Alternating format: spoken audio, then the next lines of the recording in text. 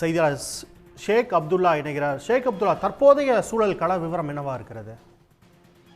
தமிழக வெற்றி கழக தலைவர் விஜய் இன்று மாலை 7:30 மணி அளவில் கரூர் பகுதியில் பிரச்சாரத்தை மேற்கொண்டார். குறிப்பாக அவர் காலையில் நாமக்கல்ல அந்த பிரச்சாரத்தை தொடங்கி 2வது மாவட்டமாக கரூர்ல தான் அந்த பிரச்சாரம் மேற்கொண்டார். அவர் பிரச்சாரம் மேற்கொள்ளும் பொழுதே அந்த பகுதியில அதிகப்படியான கூட்ட நெரிசல் ஏற்பட்டு ஒருவர் தள்ளிக்கொண்டு மூச்சு திணறல் ஏற்பட்டு பலர் மயங்கியிருந்தாங்க. அதை விஜய் கண்கூடாகவே பார்த்தார். அதை பார்த்து சிலருக்கு தண்ணீர் பாட்டிலையும் தூக்கி வீசினார். அப்படி இருக்கக்கூடிய நிலையில் தான் விஜய் பிரச்சாரம் முடித்த பிறகுதான் இந்த சம்பவம் கிட்டத்தட்ட பேசும் பொழுதே பலர் மயங்கிய நிலையில கிட்டத்தட்ட ஆம்புலன்ஸ் மூலமாக 108 உள்ளிட்ட தனியார் ஆம்புலன்ஸ் மூலமாக அழைத்து செல்லப்பட்ட நிலையில அதுல கிட்டத்தட்ட ஒரு 31 பேர் இதுவரை உயிரிழந்திருக்காங்க.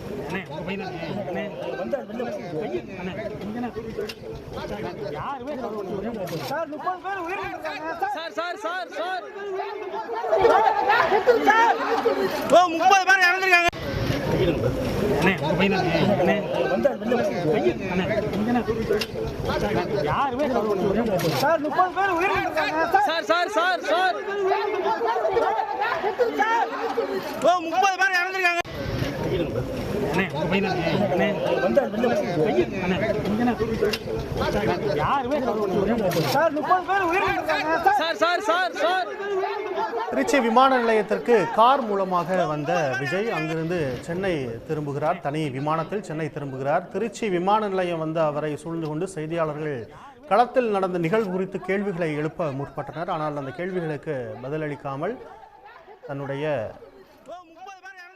பயணத்தை அவர் மேற்கொண்டிருக்கிறார். மீண்டும் இன்று இரவே சென்னை திரும்புகிறார் விஜய். அண்மை செய்தியாக பார்த்து கொண்டிருக்கிறோம். இந்த நிகழ்வு நடந்த பிறகு கரூரிலிருந்து கார் மூலமாக அவர் திருச்சி விமான நிலையத்துக்கு வந்தார். அங்கு இருக்கக்கூடிய செய்தியாளர்கள் களத்தில் இறந்த மக்கள் குறித்தும் 31 பேர் உயிரிழப்பு குறித்தும் கேள்விகளை முன்வைத்தனர். ஆனால் அதற்கு பதிலளிக்காமல் அவர் செல்லக்கூடிய அந்த காட்சிகளை பார்த்து கொண்டிருக்கிறோம். இன்று இரவே அவர் சென்னை திரும்புகிறார்.